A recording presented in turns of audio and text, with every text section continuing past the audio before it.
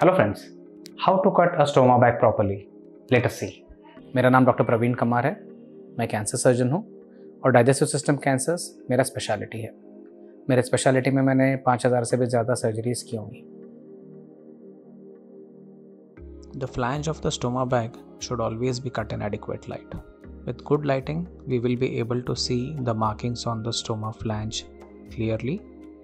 We will be able to make a precise marking that fits your stoma, and while cutting also we will be able to avoid overcutting, undercutting or damaging the other wall of the stoma bag. To cut the right sized hole in the flange, we can use the sizer. This is from Coloplast company. All stoma appliances companies provide a sizer to measure the size of your stoma. This sizer is made up of paper, and you can see there are different sized circular holes in the sizer to measure the size of your stoma. Then accordingly we can make the right sized markings on the flange and cut a right sized hole in the flange.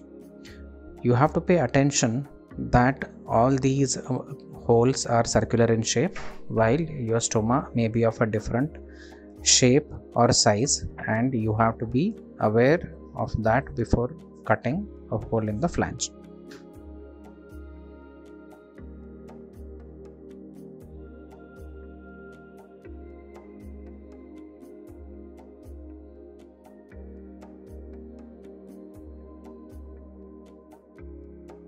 While marking the hole on the flange of the stoma bag, we also have to take into consideration the orientation in which the stoma bag is going to be applied, whether it is going to be applied vertically, horizontally or in an oblique manner. Based on the orientation of the stoma bag application, the orientation of the marking also may change. It's not essential to have the new hole exactly in the center of the flange, as long as it lies within the maximum limits marked on the flange. Using the right kind of scissor is extremely essential to cut the right sized hole in the stoma bag. Using a big scissor will not give adequate control while cutting, and most of these big scissors do not cut at the tip.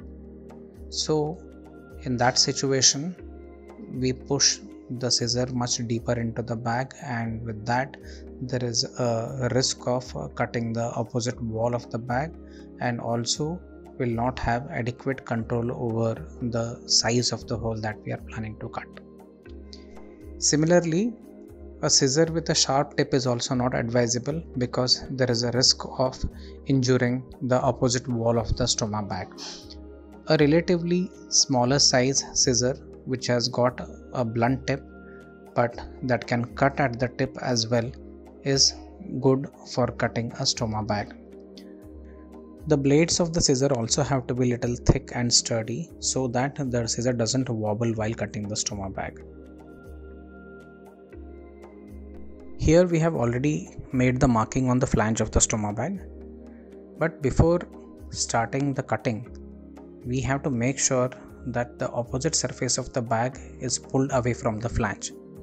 This is important because we don't want this surface to get caught in the blades of the scissor while creating the hole.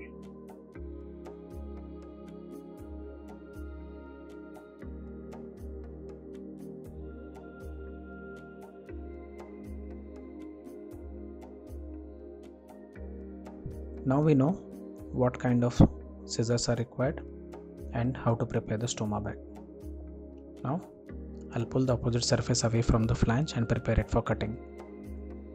I'll insert one blade of the scissor through the pre-cut small hole in the flange.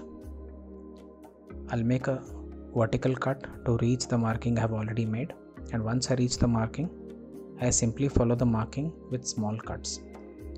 With small cuts, I'll have better control over the cutting, and I'll be able to avoid any sharp edges.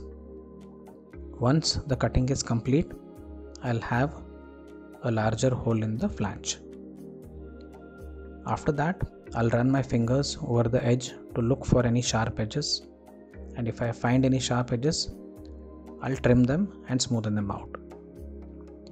In the whole process, if we end up making a hole that is little bigger than planned, then there is no need to worry, because before applying the bag, we'll use the paste at the edge of the hole, and once we apply this bag on the stoma, the paste will spread towards the exposed skin and protect it from the effluent that is coming out of stoma.